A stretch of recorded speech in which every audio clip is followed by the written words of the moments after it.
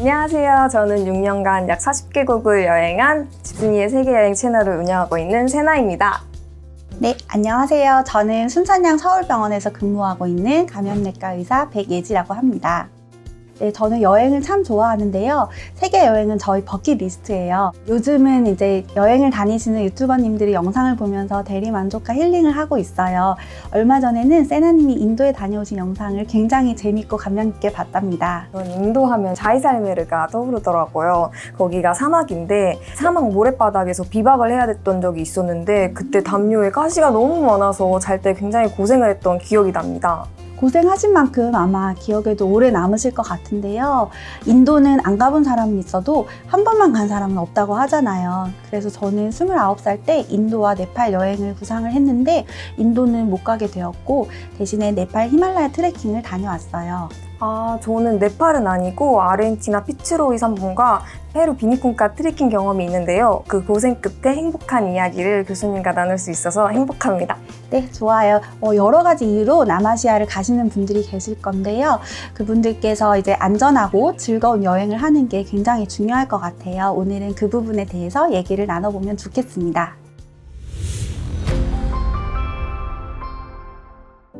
그럼 제가 먼저 여행할 때 챙기던 트래블러스 키트를 가져왔는데 한번 봐주시겠어요? 네, 좋습니다. 짜잔. 여기 제가 세팅을 해놨는데요. 많이 가지고 다니시네요. 네네. 제가 생리통약, 지사제, 연고 이런 거 등등을 가지고 다닙니다. 네, 이건 뭔가요? 소화제입니다. 그렇군요. 보면 이제 근이완제, 진통제, 그리고 소화제, 연고 등등 이제 아주 기본적인 상비약들을 잘 챙기신 것 같고요. 이제 밴드도 여러 가지 상황에서 이제 처치를 하는데 유용할 것 같습니다.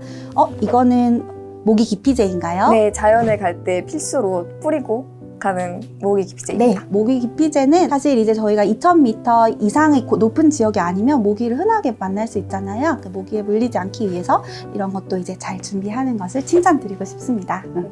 여기 약들 이제 잘 준비를 하셨는데요. 이거 준비한 약 말고도 이제 여행자 설사를 예방하기 위한 항생제나 아니면 고산병 예방약 이런 것들을 이제 가지고 가실 수 있는데 이러한 약품들은 전문 의약품이기 때문에 여행 전에 여행자 클리닉을 방문하셔서 꼭 창의하에 이제 처방을 받으시는 것들을 추천드립니다. 여러분도 줄일 수 있는 의약품은 과감하게 줄이시고 꼭 필요한 의약품은 꼭 챙기시길 바랄게요. 그럼 이제 남아시아 여행의 궁금증을 선생님과 함께 풀어가 볼까요? 네. 그럼 먼저 인도 여행할 때 주의해야 될 것은 뭘까요? 또 예방주사는 꼭 맞아야 되는지 궁금한데요.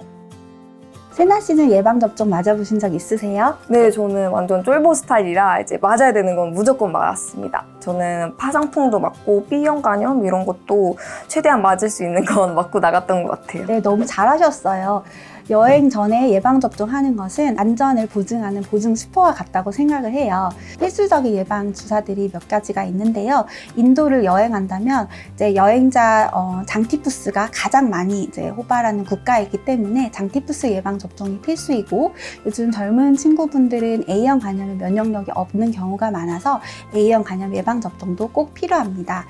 그 밖에도 파상풍 예방 접종은 10년마다 접종을 해야 되는 거고요. 그리고 최근에는 이제 홍역이 전 세계적으로 유행이 있었기 때문에 여행 전에 홍역에 대한 항체가 있는지 확인하시고 항체가 없다면 예방 접종을 맞는 것이 필요하겠습니다. 그리고 말라리아 예방약이라고 들어본 적 있으세요? 네. 말라리아 예방약도 지역에 따라서 이제 필요할 수 있는데요. 원래는 이제 인도라는 국가는 아직까지는 이제 고지대를 제외하고는 말라리아가 발생하고 있는 국가입니다. 다만 여행자들이 많이 가는 지역의 경우에는 말라리아 발생 위험이 상대적으로 적기 때문에 예방약이 필요하지는 않지만 그래도 예방을 할 수 있도록 이제 모기에 물리지 않도록 주의하는 게 중요합니다. 그리고 인도의 동북부 지역을 방문하게 된다면 말라리아 예방약이 필요할 수 있기 때문에 장기적으로 남아시아 여행을 계획하신다면 여행자 클리닉에서 의사 선생님과 함께 상의를 해서 약을 처방받으시는 게 도움이 되겠습니다. 그리고 말라리아 모기는 주로 해질녘부터 새벽까지 사람을 물게 되거든요. 그러니까 밤에는 야외 외출을 피하고 그리고 이제 필요하면 모기장을 설치하고 이런 것들도 중요할 것 같고요. 다만 이제 낮에도 이제 무는 모기들이 댕기나 지카 이런 것들 감염병들을 예방할 수 있는데 그런 감염병은 우리나라에는 아직까지 예방 주사가 없기 때문에 늘 이제 모기에 물리지 않도록 조심하는 것은 중요할 것 같습니다. 여행자 설사가 이제 인도에서는 2~3명 중에 1명꼴로 발생을 할 수가 있어요. 아무래도 이제 위생이 열악하다 보니까 식중독뿐만 아니라 살모넬라랑 대장균과 같은 세균에 의한 장염도 많이 발생을 하는데요. 사실 이런 이제 세균들이 인도에서는 약의 그런 남용이나 오용이 심하기 때문에 이런 약들의 내성을 획득해서 사실 굉장히 치료가 어려운 장염이 될 수 있기 때문에 가능하면 꼭 예방 수칙을 잘 지키는 게 좋고요.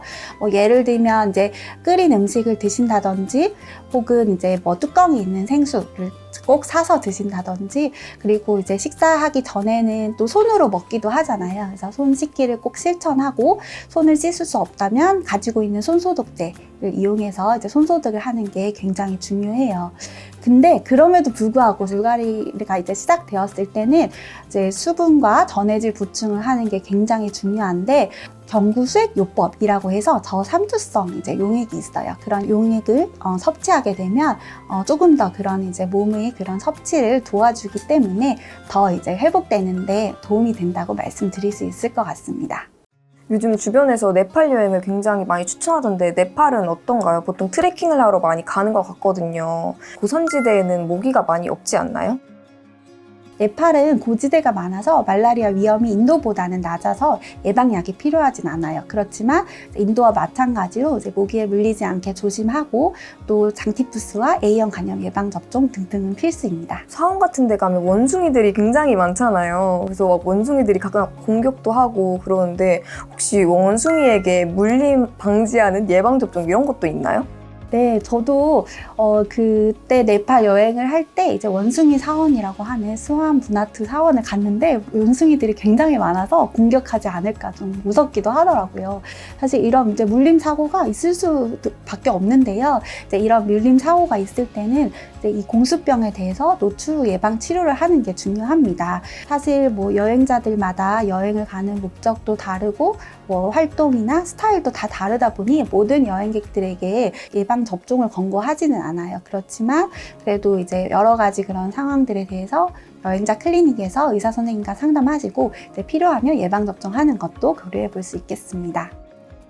근데 제가 생각하는 트레킹의 정수는 진짜 고산병인 것 같아요. 정말 빼놓을 수가 없는 것 같아요. 맞아요. 제가 세나 씨 콘텐츠 보니까 세나 씨도 약간 해롱해롱 하던데요? 네, 아까도 말씀드렸지만 저는 진짜 고산병 예방약이 없으면 정말 안 되거든요. 정말 손도 떨리고 어지럽고 그래가지고 시내에서 미리 산소통을 사가지고 갔는데 정말 큰 도움이 되더라고요. 슬기롭게 잘 헤쳐나간 것 같은데요. 이제 고산병 중에서 이제 처음 나타나는 증상이 이제 급성 고산병이라고 해서 아까 얘기하신 것처럼 이런 어지럼증이 나타날 수도 있고 두통, 식욕부진, 오심, 여러 가지 어지러운 증상 이런 것들이 동반될 수 있어요. 근데 이런 증상들이 내 몸이 잘 이제 적응을 해나가야 되는데 적응을 하지 못하면 이제 폐나 뇌에 물이 차서 굉장히 중증 상태가 될 수 있기 때문에 조심해야 되고요. 보통은 이런 증상들은 이제 고산지대에 도착하고 6시간에서 12시간 정도 있다가 이제 나타나게 됩니다.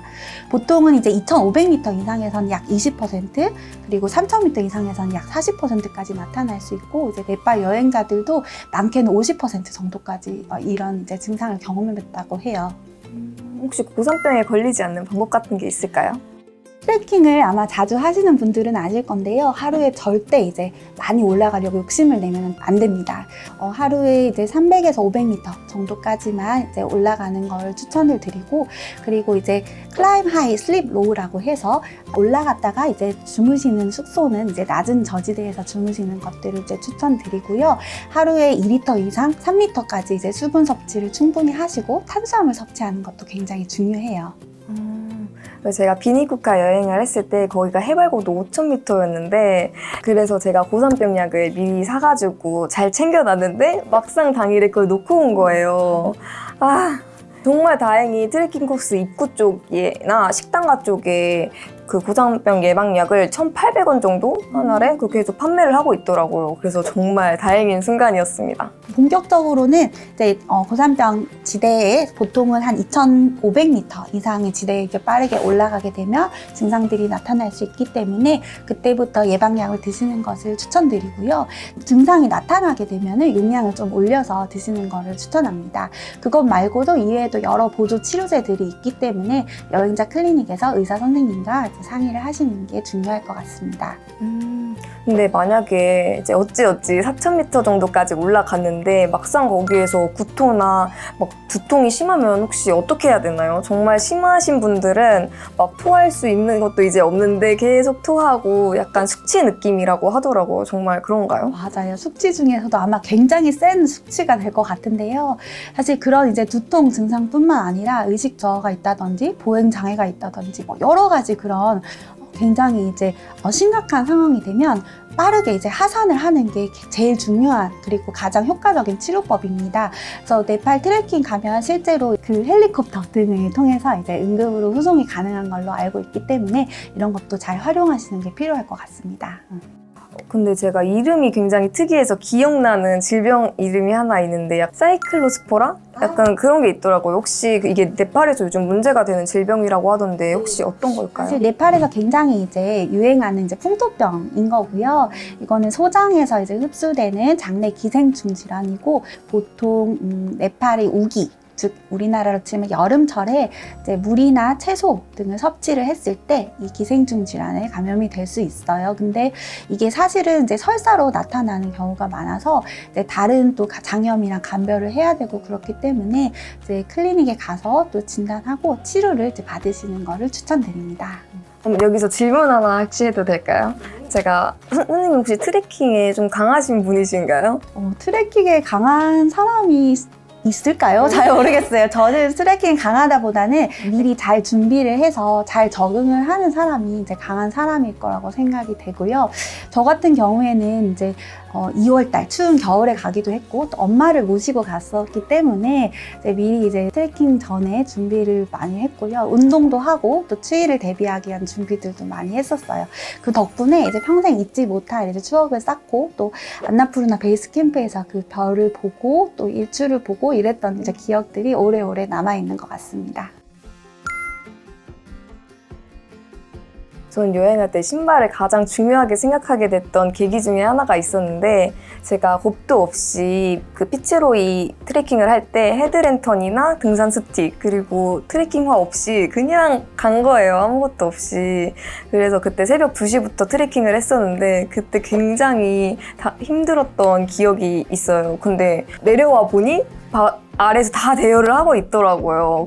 미리 준비를 하시는 게 또 중요하고요. 또 발 건강을 지키는 건 굉장히 중요하죠. 그래서 자기 발에 맞는 그런 트레킹화를 착용을 하고 이를 통해서 이제 족저근막염이나 봉화증염과 같은 이제 병에 걸리지 않도록 하고 또 그것 말고도 이제 여러 가지로 이제 스트레칭을 하고 또 하산할 때는 무릎 보호대를 꼭 착용을 하고 스틱을 착용하고 이런 것들이 굉장히 중요할 것 같습니다. 트레킹은 어느 정도 위험이 내재되어 있는 여행이잖아요. 만약에 혹시 응급 상황이 발생하면 어떻게 해야 될까요? 맞아요. 저희가 그런 것도 꼭 한 번은 이제 그래도 고민을 해봐야 되는데요. 핸드폰에 여권이라든지 보험 그리고 뭐 받고 있는 처방전 이런 것들은 이제 꼭 사진을 찍어서 보관을 해두고요. 그리고 여러 가지 이제 뭐 로컬에서 갈 수 있는 병원 연락처들을 조금 이제 확보를 해두는 게 좋습니다. 그리고 만약 긴급 상황이 생긴다면 이제 그 의료 후송을 통해서 이제 의료 이제 기관에 방문을 해서 치료를 받는 게 중요할 것 같아요. 교수님 덕분에 이렇게 여행하면서 궁금했던 점들을 이렇게 속 시원하게 물어볼 수 있어서 너무너무 좋은 기회였습니다. 이 영상을 시청하시고 여행 준비하시는 여행자분들 꼭 구독, 좋아요, 그리고 저장까지 하시고 시간 날 때마다 돌려보시면 좋겠습니다. 저도 오늘 세나님이랑 대화할 수 있어서 너무 즐거웠고요. 즐거운 여행이 끝까지 좋은 추억이 되려면 건강에 꼭 유의해야 된다는 점 명심해 주시면 좋겠습니다. 저희 다음에 그러면 에베레스트에서 같이 만날까요? 그럴까요?